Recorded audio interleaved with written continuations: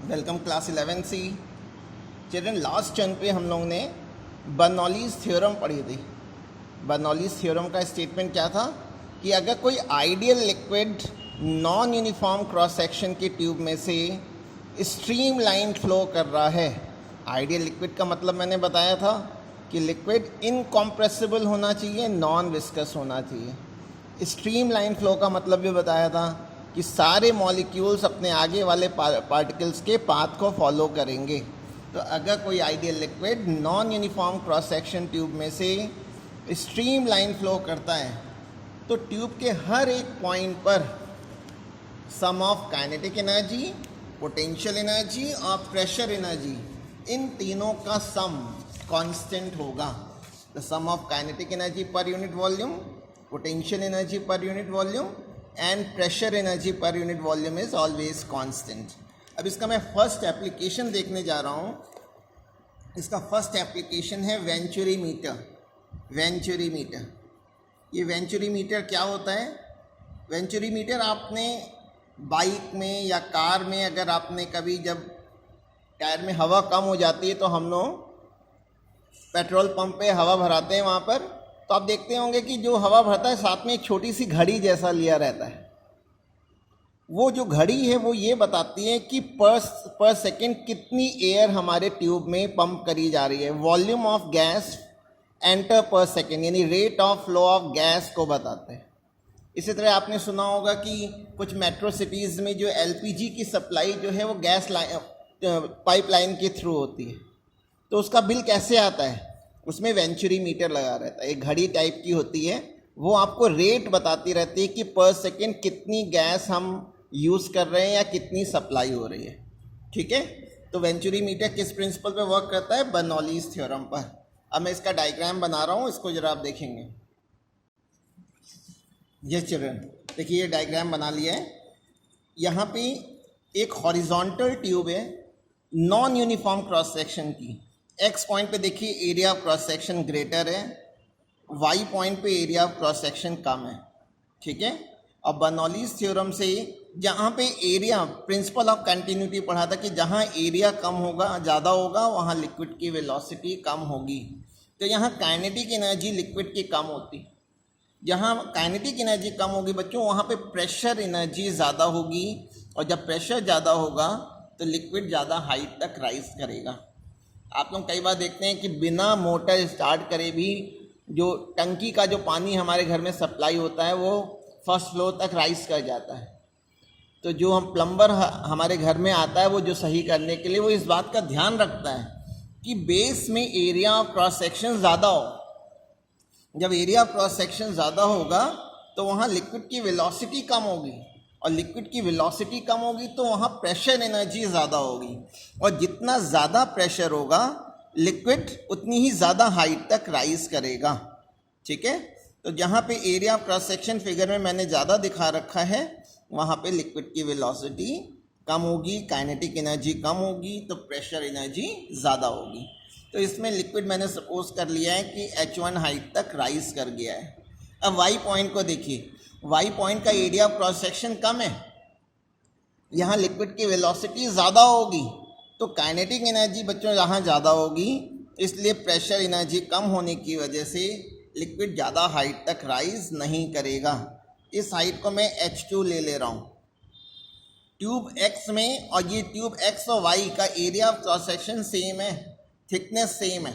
ठीक है, तो और ये H1 और H2 का जो डिफरेंस है बच्चों, उसको मैं H ले रहा हूँ, H ले लिया है। तो अब इसमें मैं बर्नौलीज़ थ्योरम अप्लाई करने जा रहा हूँ, तो ज़रा देखिएगा। तो पहली चीज़ तो वेंचुरी मीटर से हम लोग करते क्या है? It is use to find rate of flow of fluid. Rate of flow of fluid लिख दे रहा हूँ, वो गैसेस भी हो सकती हैं, लिक्विड भी हो सकता है, कोई प्लाज्मा भी हो सकता है। ठीक है, और इस किस प्रिंसिपल पे वर्क करता है? It works on the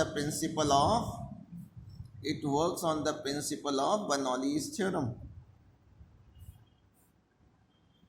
principle of Bernoulli's theorem. अब इसकी थ्योरी या वर्किंग जरा समझिएगा। इसकी वर्किंग क्या है?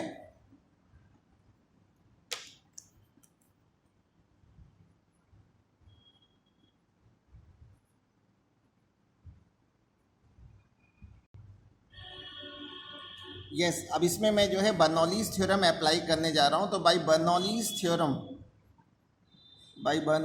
थ्योरम अगर पाइप हॉरिजॉन्टल है तो उसमें पोटेंशियल एनर्जी नहीं लेते, बस काइनेटिक एनर्जी और पोटेंशियल एनर्जी का सम एक्स पॉइंट पे और वाई पॉइंट पे सेम होगा, यानी kinetic energy plus pressure energy at x equal होगा kinetic energy plus pressure energy at y. ठीक है, इसमें पीई जो है वो पोटेंशियल एनर्जी नहीं है।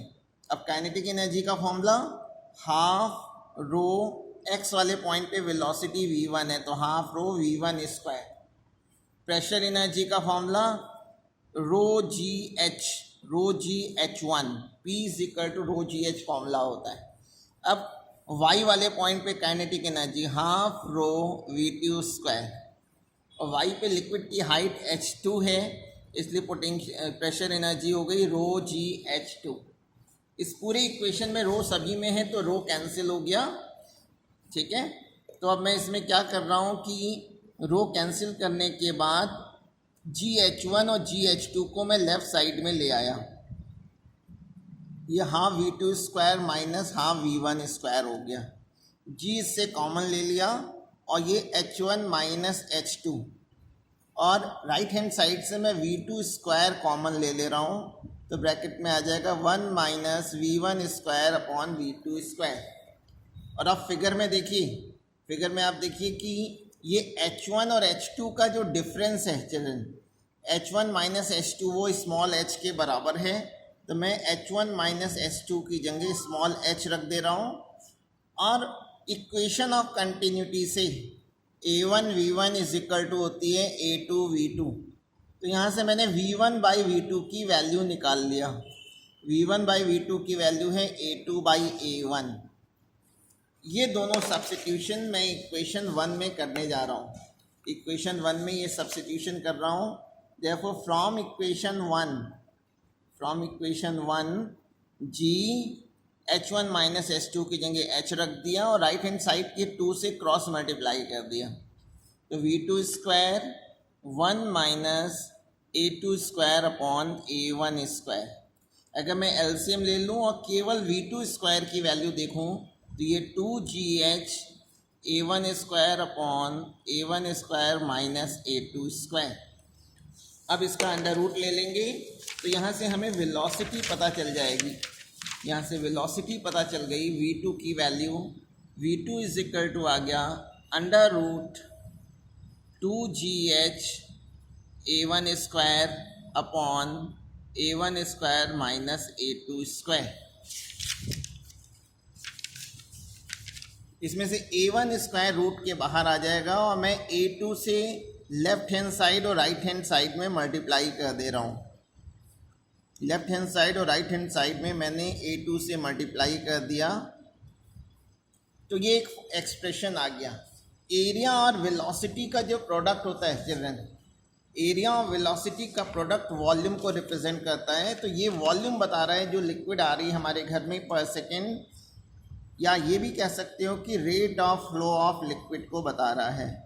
तो rate of flow of liquid का क्या फॉर्मूला आ गया? Rate of flow of liquid को क्वांटिटी ऑफ लिक्विड भी कह सकते हैं, quantity of liquid flowing per second. इसलिए कुछ बुक में आप देखेंगे तो कैपिटल Q सिंबल लिखा होगा।